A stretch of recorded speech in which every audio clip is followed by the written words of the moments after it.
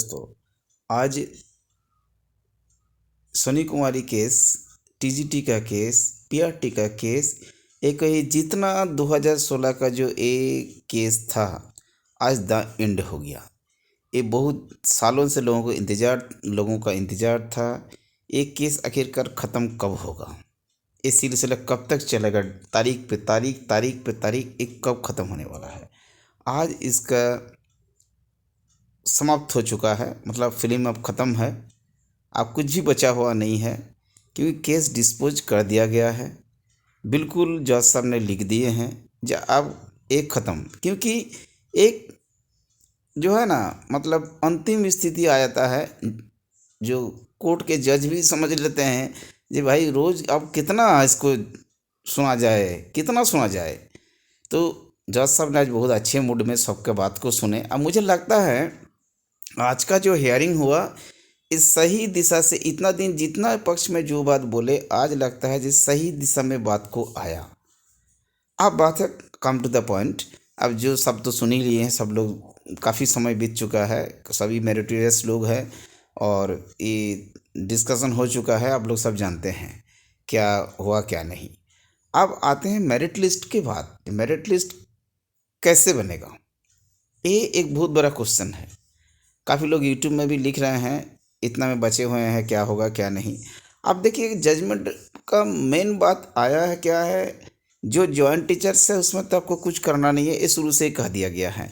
ये बात उसमें जबकि पार्टी ने उठाया, ये आखिरकार ऐसा नहीं हो सकता क्या, ये जितने सीट्स बाहर जा रहे हैं 2100 कैंडिडेट्स जो लोअर मेरिट्स में है, क्या उसका सीट क्रिएट। तो जज साहब ने खुद बोले नहीं नहीं नहीं, ऐसा नहीं। जो आपको 17,000 जो भी आंकड़ा है, जो मतलब वैकेंसी है, उसी में सब कुछ पूरा करना है। मतलब वो तो इनसाइड में ही रहेंगे, वो आउट नहीं जाएंगे। सरकारी वकील ने पहले 13,000 का डेटा दिए, जो हम लोग अनुमान लगाए थे ऐसे ही करेंगे लोग। ये लोग 25% के जिक्र, आज तो 25% भी मुझे लगता ख़त्म हो जाने वाला था। लेकिन ये बहुत मशक्क़त से कहिए, ये बहुत टेक्निकल पॉइंट वहाँ उठ गया और वो बच गया, क्योंकि ये 25% का जिक्र सरकार कभी नहीं किया। इसके पहले भी वकील साहब ने 13,000 का ही बात रख रहे थे। आज जब बात उठ गए, तब आज जो है बहुत दमदार तरीक़े से जो है, मैंने इसलिए कहता है ना, जो high advocates are costly but low advocates cost more. मतलब क्या है, जो अच्छे वकील होते हैं ये तो महंगे होते हैं, जाहिर सी बात है, कोई भी अच्छा चीज़ महंगा होता है। लेकिन जो कम पैसे वाले होते हैं ना, ये और मतलब महंगा पड़ जाते हैं, मतलब आप ही पर भारी पड़ जाते हैं। ये हर चीज़ में ये चीज़ लागू होता है। तो ऐसा ही आज हुआ। देखिए, दमदार वकील का फौज जो है ना, आज जिस तरह से युद्ध में उतरे, तो कहने के मतलब जो इन लोग कितने टेक्निकली बात को रख दिए, जो नहीं 25% जो है वो प्रमोशन के लिए टीचर्स के लिए था, लेकिन उसमें नहीं होने पर जो है 75% में ही डायरेक्ट रिक्रूटमेंट में लेना था, जो सब समझ गए और लिख भी दिए। मतलब आप ऐसा नहीं है, देखिए आप लोग कितने, हम लोग गए मंत्री के पास, पैर पकड़ो तो पानी में भीगे, लोग क्या नहीं कर चुके पीआरटी के लिए। लेकिन पीआरटी को आखिरकार रोक के ही रखा इन लोगों ने। कंटेम्प्ट हुआ हाई कोर्ट में, कितना खर्च हुआ, अजित कुमार सिन्हा साहब को लाया गया प्लेन से, लेकिन नतीजा नहीं निकलने दिया इन लोगों ने। ये सरकार का पॉलिसी जो है ना, ये हमेशा स्टूडेंट्स को कहते जनहित में सरकार। मुझे तो नहीं लगता है जनहित में सरकार का काम ऐसा होता है। अगर ये पीआरटी सीट्स पहले ही डिक्लेयर किया रहता, आज वही हुआ, आज वही हुआ। लेकिन सबको रुला के ये चीज़ को हुआ। कितने स्टूडेंट्स का पॉकेट खाली हुआ, कितने मांग मांग के, पेरेंट्स से लेके, कोई ट्यूशन पढ़ा के, कैसे करके लोगों ने वकील का फीस भरा है। ये by the people, of the people, for the people, इस पर तो डिस्कस होना चाहिए। आज वही हुआ जो नॉन शेड्यूल डिस्ट्रिक्ट का कोई केस पेंडिंग नहीं था, वही हुआ जो टोटल सीट्स पर कोई केस नहीं था। अब रिक्रूटमेंट प्रोसेस है, हाईकोर्ट पहले बोल चुका था शेड्यूल डिस्ट्रिक्ट में भी आप रिक्रूटमेंट कर सकते हो, कोई पेंडिंग स्टे ऑर्डर नहीं है। There is no stay order, ये लिखा हुआ था, लेकिन इन लोगों ने नहीं माना। इन लोगों ने कोर्ट में भी बड़े, अब नाम नहीं लेंगे, छोड़िए, सब लोग जान ही रहे हैं, बड़े बड़े अधिकारी भी जाके वहाँ सरकारी की तरफ से बोल दिए कि नहीं, सुप्रीम कोर्ट में केस पेंडिंग है। आज कहाँ गया? क्यों नहीं गए थे सुप्रीम कोर्ट में जाके बोलने के लिए? वहाँ पर जाके सरकार के वकील भी वहाँ लास्ट में बोलना पड़ा और ये दिया गया। अब एक अच्छा हुआ जो पीआरटी का चीज़ भी लिखा गया, मतलब अब कभी भी आप पर कोई उंगली नहीं, सुई तलवार कुछ भी नहीं उठा सकता है। पीआरटी सीट्स क्लियर हो गया, ना केवल 11 जिला का बल्कि 13 जिला का भी, सब सब्जेक्ट्स का हो गया। इसमें अब जो है कोई रिकमेंडेशन की ज़रूरत नहीं है, जहाँ वहाँ से सरकार से कैबिनेट से पास करो तो उसको पैर पकड़ो, उसका हाथ पकड़ो, उसको नाक पकड़ो, कोई ज़रूरत नहीं। किसी के दरबार लगाने की अब ज़रूरत नहीं है। अंतिम राय आखिरकार कोर्ट, सत्यमेव जयते, कोर्ट ने ही दिया। अब थोड़ा सा वीडियो थोड़ा सा लंबा हम करने वाले हैं, तो पेशेंस से सुनिए। मेरिट लिस्ट कैसे बनेगा, एक बहुत बड़ा सवाल है। मेरिट लिस्ट देखिए इस तरह से बनेगा। टोटल जो सीट्स है उसमें सबसे पहले जितना जॉइंट टीचर्स है, ध्यान से सुनिए, जितने जॉइंट टीचर्स हैं उनको बिल्कुल अलग थलग कर दीजिए, वो कट गए वहाँ से। प्लस सोनी कुमारी केस में जो पिटिशनर्स है उनका आज तो लिस्टिंग हो चुका है, कितने लोग हैं, अब वो फाइनल हो गया। अब ये रोज रोज नहीं एक एक तो फाइल एफिडेविट कोई देगा। आज जितने लोगों का काउंटिंग हो गया बस उतना ही डॉट हो गया वो। अब इसके बाद एक भी नहीं बढ़ सकता है। जो हुआ चलो एक बार में ख़त्म हो चुका। उतने लोगों को एडजस्टमेंट होगा। अब ये एडजस्टमेंट किस तरह से होगा वो बताया भी गया है। जो हर सब्जेक्ट वाइज, कैटेगरी वाइज जो lower last cut off marks है उसके ऊपर इन लोग जो मेरिट में आएंगे। अगर जनरल में कोई कैंडिडेट हिंदी का है सोनी कुमारी केस में, अगर वो पाकुर का जो लोएस्ट कट ऑफ मार्क्स था 99, उनसे नीचे होगा तो उनको नहीं होने वाला है। इस तरह से कैटेगरी वाइज जो भी लोएस्ट मार्क्स है उससे ऊपर उस कैटेगरी का जो भी ऊपर रहेंगे वो उसमें सिलेक्शन होंगे। That's clear.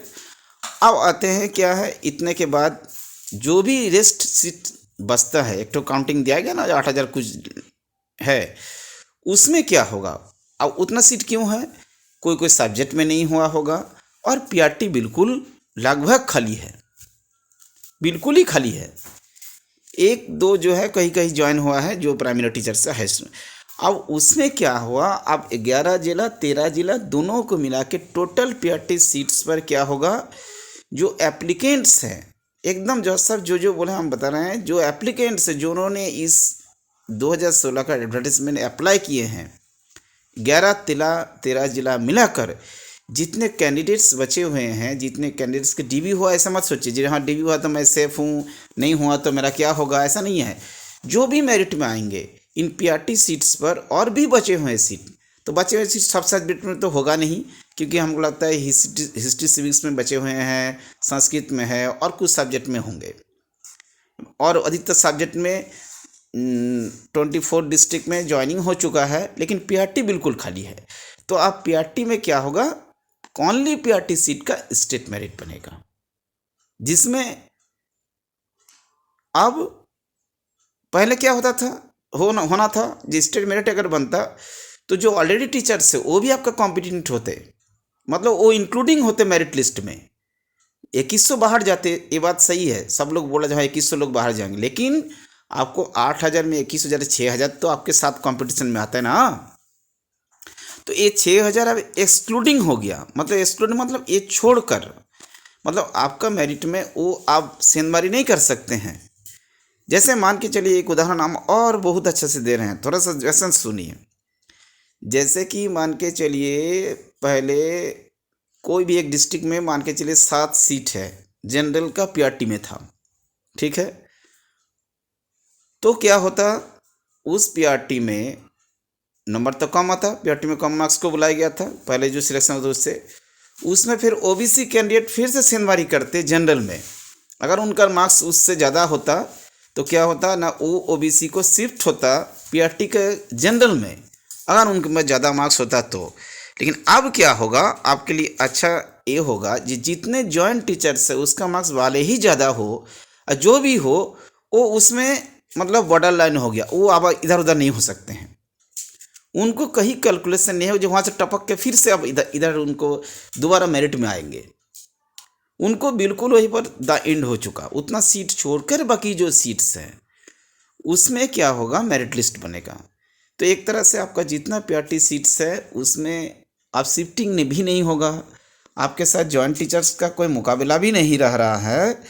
केवल जो है जो बचे हुए हैं जिनको डीवी, अभी हाल फिलहाल कुछ मेरिटोरियस का हुआ था, पहले भी कुछ लोग एज के चलते बाहर में है, और कुछ लोग कोई डिस्ट्रिक्ट में ज़्यादा कट ऑफ गया है उसमें कुछ लोग बचे हुए हैं। तो ऐसे घबराने की कोई बात नहीं। मेरे ख्याल से सीट्स का नंबर कम हो गया लेकिन स्टूडेंट्स भी आपका कॉम्पिटेंट कम हो गया। मतलब आपके पास 10 मिठाई था और उसमें क्या 100 कैंडिडेट्स था, अब क्या है आपके पास 3 मिठाई है लेकिन कैंडिडेट्स की नंबर भी कम हो गया। सत में चीज़ भी कम है तो खाने वाला भी कम है। तो ऐसा नहीं है, पेशेंस रखिए, ऊपर वाला पर भरोसा रखिए, और बहुत जल्द ये अल्टीमेटम भी दे दिया गया। सबसे बड़ी बात तो ये है जो पीआरटी के लिए केस लड़ना नहीं पड़ेगा, लेकिन ये सरकार जिस तरह से नचाया ये पीआरटी करके, मुझे तो अभी भी वो सब सीन को नज़र आता है जो लोग पार्टी के कार्यालय में जाके, जेएसएससी के गेट पर ठंडा में बरसात में क्या नहीं किए। कौन ऐसा एमएलए होगा, कौन ऐसा एमपी होगा, कौन ऐसा नेता होगा जिनके घर में, जिनके द्वार में लोग नहीं गए होंगे, लेकिन नतीजा वही हुआ, कोर्ट का ही दरवाज़ा सबसे बड़ा दरवाज़ा निकला, लोग गए और सत्यमेव जयते हुआ। तो मेरिट लिस्ट के बारे में मुझे लगता है जो डाउट हमने दूर कर दिया। इसके बाद भी अगर कोई प्रॉब्लम होता है ज़रूर आप कमेंट में लिखिए, और चैनल के साथ बने रहिए। इस यूट्यूब चैनल में केवल टीजीटी का ही चर्चा नहीं है, बहुत सारा ज़िंदगी में हम बहुत कुछ कर सकते हैं, इसका भी बहुत सारे वीडियो मैंने बनाता हूँ, वो वीडियो दिया हुआ है, आप स्क्रॉल करते जाइएगा तो नीचे मिल जाएगा। बने रहिए इस चैनल के साथ, ये ज़िंदगी चैनल के साथ। धन्यवाद।